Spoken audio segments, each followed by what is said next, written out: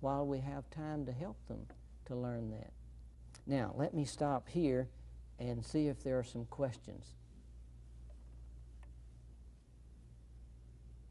Yes. Go ahead. You can break the ice. Well, my child is only 4 months old. Yes.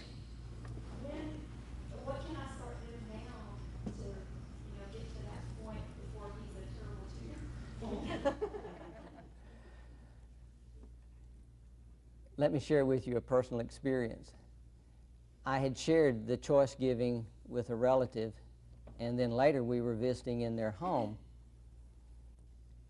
and the 6-month-old baby was there on a pallet and started being whiny and squirmy, and this young father walked over, crouched down, and said, "If you choose to cry, you choose to go up to your room. If you choose not to cry, you choose to get to stay down here with us." And then he looked at me, and I must have had some kind of look on my face like, what's going on? Because he said, "Oh, I know Gary. He doesn't understand what I'm saying, but by the time he gets old enough to understand it, I'm going to have it down pat." So I would say to just begin verbalizing it, and your child will grow up with it, but don't expect your child to understand and comply. To be more specific with your question, I think about 2 years of age is an appropriate time to begin the choice giving. And then you must always keep in mind the rule of thumb that you give big choices to big kids and little choices to little kids, and find out what's important to them. Those of you who have teenagers, it's not too late to start the choice giving.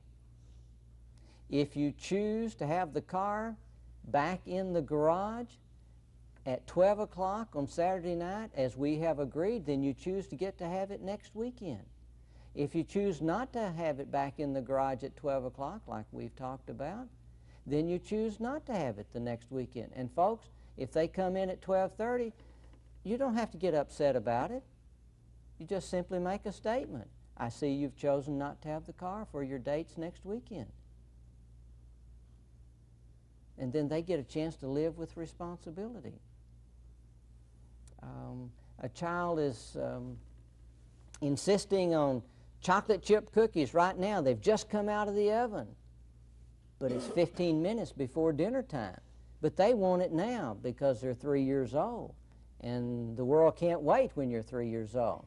But you can help your 3-year-old to learn to wait by saying to them, "The cookies are for after dinner. You may choose to have your chocolate chip cookies after dinner with milk, or you may choose to have your chocolate chip cookies after dinner with ice cream. Which do you choose?"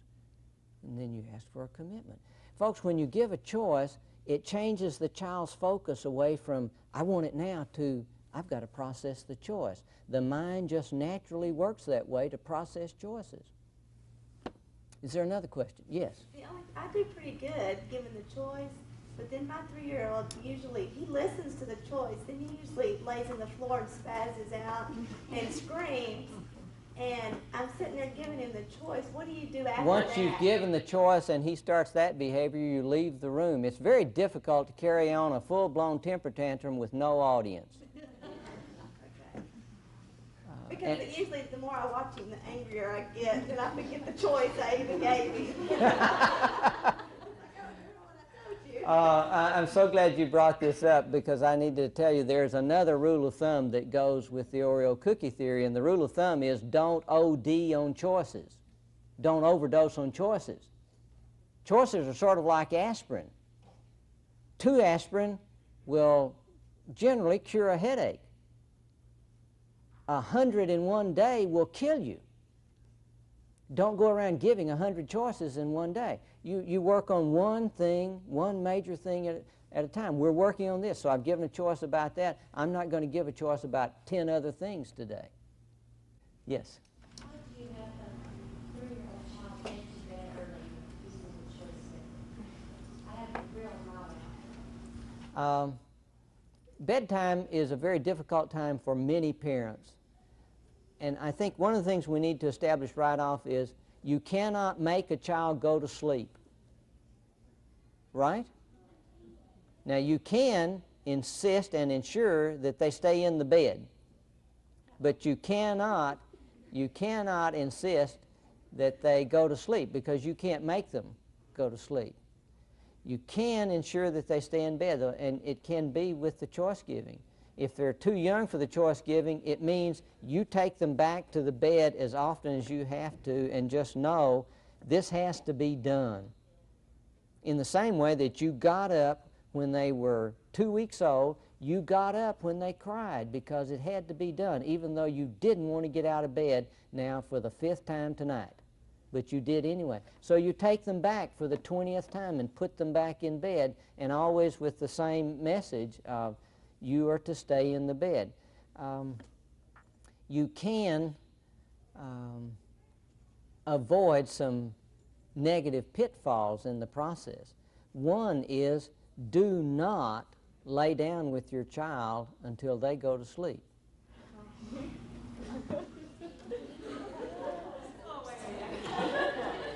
And the reason is your child learns not to comfort themselves and drift off to sleep until you're there. Until you're there. And it's not that we're trying to be cruel or mean or anything. It is that it is good for your child to learn to calm themselves enough to drift off to sleep, so that when they get older, teenagers, and then our age, they are able to calm themselves when they need to, not to drift off to sleep, but to get through the day.